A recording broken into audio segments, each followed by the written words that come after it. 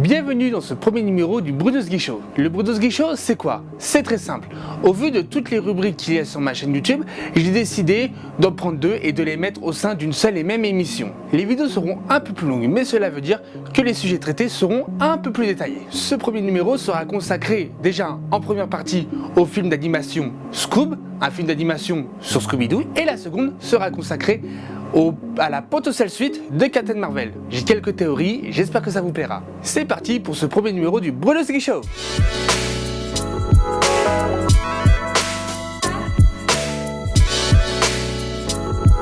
S'il y a bien un film que j'attends pour 2020, en plus de Ghostbusters 3, c'est bien évidemment Scoob, un film d'animation en 3D qui adapte les aventures du chien Scooby-Doo.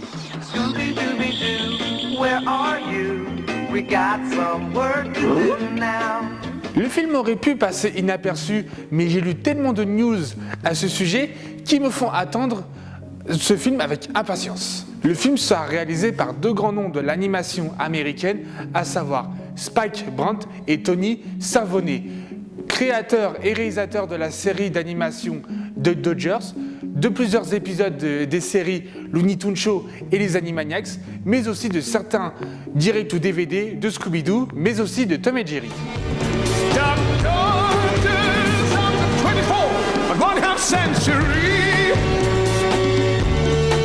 Parmi les producteurs, on retrouve le nom de Chris Columbus, scénariste, réalisateur et producteur de films familiaux comme par exemple Harry Potter à l'école des sorciers, Maman j'ai raté l'avion et bien sûr un de mes films favoris, Miss Doubtfire avec Robin Williams.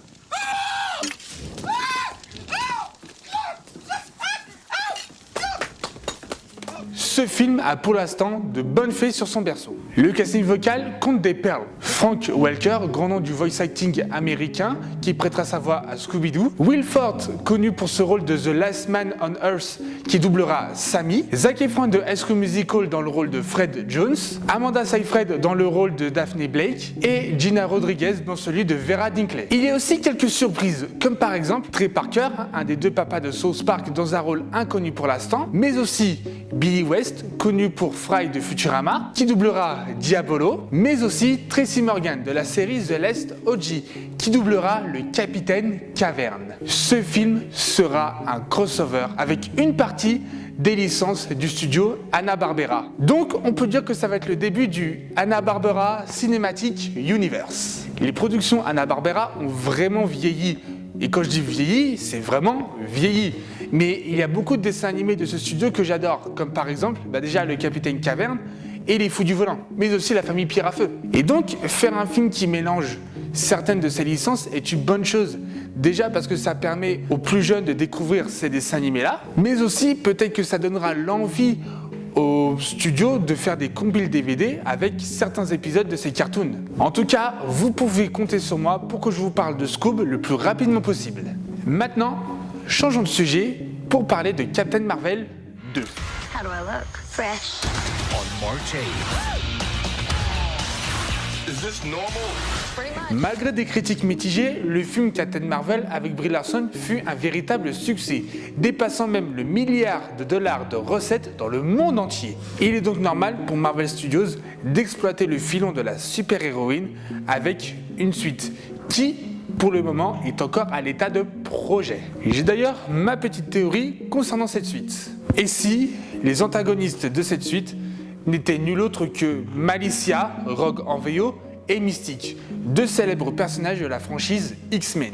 I'll tell you. Well, looks like we got another mutant ready for the cure. There is no cure. Pourquoi elle? Car à l'époque, lorsque Carol Danvers se faisait encore appeler Miss Marvel, ces deux mutantes étaient les ennemis de cette dernière. Mystique est apparue en 1978 dans le 17e numéro de Miss Marvel. Quant à Rogue, elle est apparue dans le 10e numéro d'Avengers annuel en 1981. Et cette dernière a été la fille de Mystique, en plus d'être une méchante. D'ailleurs, dans les comics, Rogue a le pouvoir de voler. Et si elle a eu ces pouvoirs, c'est grâce à un combat qu'elle a gagné contre Miss Marvel dans le même numéro, à savoir Avengers Annual numéro 10. Un combat contre Rogue et Miss Marvel a d'ailleurs eu lieu dans la série animée X-Men des années 90. Une excellente série animée que je vous conseille de regarder. What are you doing? Vu que maintenant Disney est le propriétaire de la Fox, Marvel Studios peut exploiter les mutants de la maison des idées. Donc ce serait vraiment cool de voir déjà les mutants interagir avec d'autres personnages qu'ils exploitaient déjà avant qu'ils aient leur propre film. Et ce que Marvel Studios doit faire pour mettre en place les mutants de leur univers étendu, c'est d'abord des petites apparitions dans d'autres films, comme par exemple Malicia et Mystique dans Captain Marvel 2. Ensuite, faire un film sur les X-Men. On peut se servir de ces présences pour faire des petits teasers, comme ils l'ont fait dans Avengers Endgame. Et à ceux qui vont me dire que on verra pas les mutants avant 5 ans dans le MCU, je réponds qu'une suite déjà, ça se met pas en chantier tout de suite. On va pas avoir... Le film, il est sorti en février 2019, on va pas voir Captain Marvel 2 avant plusieurs années. Il y a d'autres films qui sont en chantier dans le MCU, donc Captain Marvel 2, c'est pas la priorité au studio. Et qui sait, si ça se trouve, les mutants, ils vont faire partie de la phase 5 de Marvel Studios. Il se peut que la phase 5 du MCU soit consacrée entièrement aux mutants. Et que le film Captain Marvel 2, peut-être 3, soit un bon moyen de dire aux spectateurs que les mutants vont arriver. Et pour moi, il serait plus intéressant de voir Mystique et Malicia d'abord se battre contre Captain Marvel avant de les voir directement avec les X-Men. Mais si vous avez un avis contraire, les commentaires sont faits pour ça. Et voilà, ce premier Bruno's Geek Show est terminé. J'espère que ça vous aura plu. N'hésitez pas à laisser un commentaire, à liker, à partager tout ça. A plus tout le monde et à la prochaine. S'abonner, regardez. S'abonner, regardez. S'abonner, regardez. S'abonner.